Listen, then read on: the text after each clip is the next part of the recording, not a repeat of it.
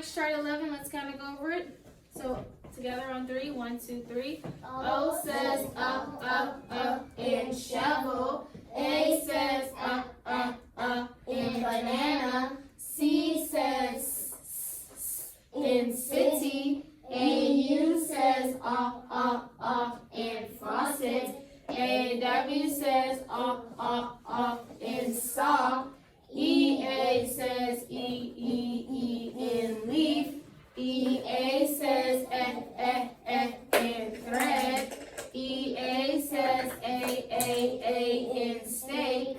IE says E in brownie. EY says E in key. EY says A in obey. PH says in phone. CH says in chorus. OUGHT says oughts in thoughts. AUGHT says oughts in caught. G says in giant. DGE says in fudge. So this is phonics chart 11. Today we'll finish the last two sounds on 11, G and DGE. So today we're also going to introduce chart 12, but I'll do that after we go over G and DGE. So we have G and DGE that both say the same exact sound. They both say J. Now, just like when we learned C, remember C says S, and it also says K. So in order for us to determine when to use the C, remember C has to be by an E, I, or Y. Well, the same rule applies for this G. If this G here, G, is by an E, I, or Y, then it will say J. Because G normally says G, right? Like in goat. But this G says J. So anytime you find a G that's near an E, I, or Y, it will say J. Okay? Like the J sound. So DGE also, just a rule when you're writing words and it has the J sound to know the difference. DGE is always followed by a sharp vowel. A sharp vowel is always by DGE.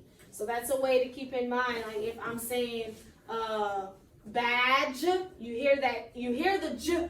Which one? You hear that A. So you know badge is B-A-D-G-E because of that sharp vowel A.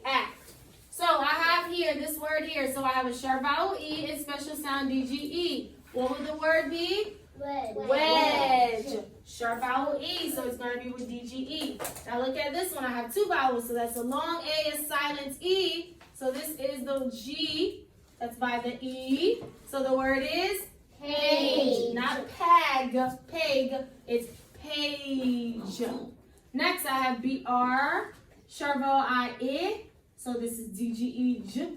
What would the word be? Bridge. That sharp vowel lets us know that it's DGE. Last one, two vowels. A, long vowel A, silent E. So that's G, J. The word is cage. Remember, this G is only J if it has an E, I, or Y. If I have the word bag, my G will say G, because that's the sharp vowel A. So that's the regular G. But in this case, the G is different because of that long vowel and that E that's by it. Okay? All right. So let's go ahead and look at chart 12. So this is phonics chart 12. Okay? So we got one more chart left. Now, if you remember whenever we introduced chart 9, that's where we had ing and we had ed. And remember that hyphen on there showed us that they were not regular special sounds. Well, if you look at the first 5 sounds on here, they also have a hyphen. It's just in a different place. The hyphen on chart 9 and 10, the ing, er, est, the hyphen is in front. But on these, the hyphen is in back, and I'll explain why. So I'm going to go ahead and go over the chart. You can say it after me. So A says up, in a sleep. A says up, in a sleep. AL says all, and also. AL says all, and also. BE says B,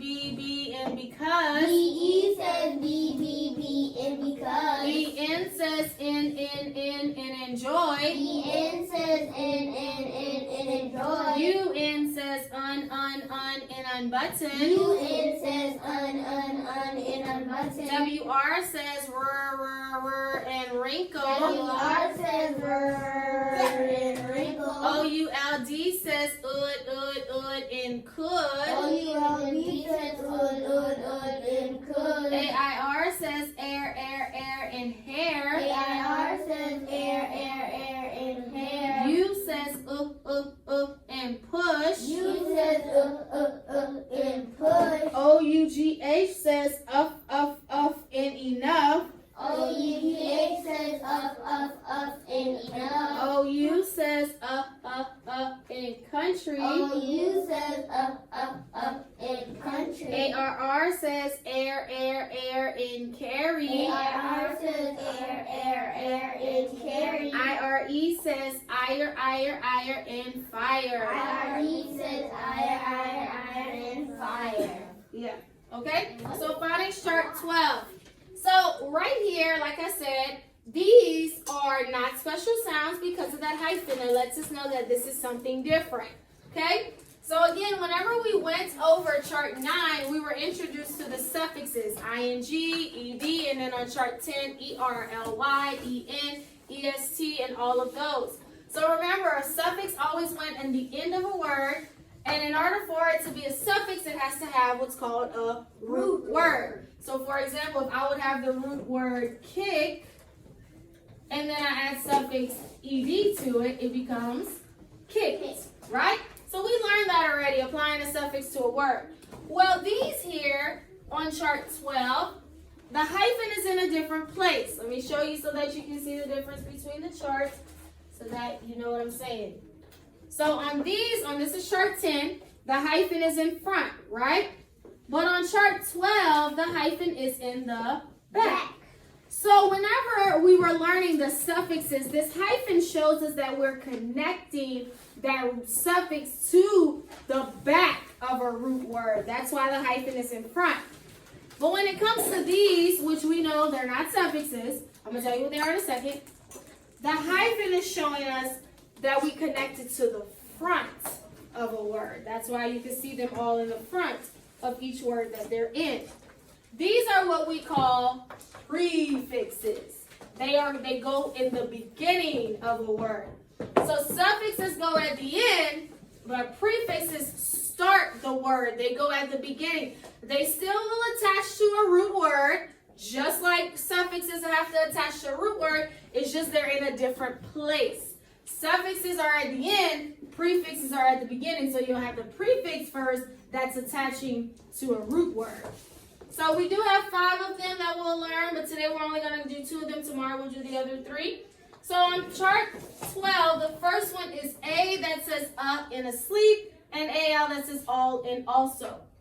So we mark prefixes the same way we mark a suffix. We underline the root word, but we circle the prefix. So I have around. What's the prefix in around? A. And what's the root word? Round. Round, so I underline it. Prefixes go at the beginning of the word. Root word will always be in the back. Go. Prefix. A. Was the root word. Go. Go. Go. Alike. Prefix. A. Was the root word. Like. Like. Underline the root word. So the rules are same, except now it's prefixes. Okay? Now, we do have on chart 9, like in adopt, but that A is not a prefix because adopt is not a root word, right? So you have to know the difference. Remember, in order for it to be considered a root word and prefix, it has to have a root word. If there's no root word, it is not a prefix. So AL, all. Okay? So always was the prefix? Circle AL. AL was the root word. Ways. Already, what's the prefix? All. Root word. And ready. Ready. Almost. Prefix. All root word. And most. Most. Good. So prefixes, as you can see, are in the beginning. Suffixes are at the end. Okay? That's the difference. Suffixes are at the end. That's why the hyphen is in a different place. In ED, the hyphen is in the front to show that you're connecting this to the back of a word. And prefixes, the hyphen is in the back to show you're connecting it to the beginning of a word, okay? So that's the difference between the two. Prefixes go at the beginning, suffixes go at the end. We mark them the same, circle the prefix, underline the root word. You just have to know the difference between what's a suffix and what's a prefix, okay? These are the 5 prefixes: a, all, be, in, un, okay? All right, so get out your book so that we can do dictation today. It's a dictation on 111 at the bottom. Okay, so I'll say the word. You just have to write the special sound. So there's 2 boxes right next to one another. So you'll write the special sound. The word I'm going to give will have 2 sounds. So you'll write 2 sounds, 2 different sounds on 2 different lines. Okay? So first word is cookie. What should my 2 sounds in cookie be? I-E. 2 sounds. Okay, I-E is 1. What's the other sound? O-O. O-O. I did say that we're writing 2 sounds from the word cookie. Cookie has O-O and I-E. Next word. Mildly. Mildly. What are the 2 sounds you hear in mildly? What should my 2 sounds be in mildly? I-L-D Uh-huh. and L-Y. I-L-D, L-Y. Next word is the last 2 boxes. They.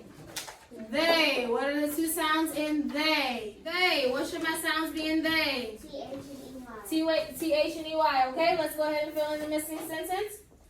Okay, I'll read it. I thought the gingerbread was yummy. I thought the gingerbread was yummy.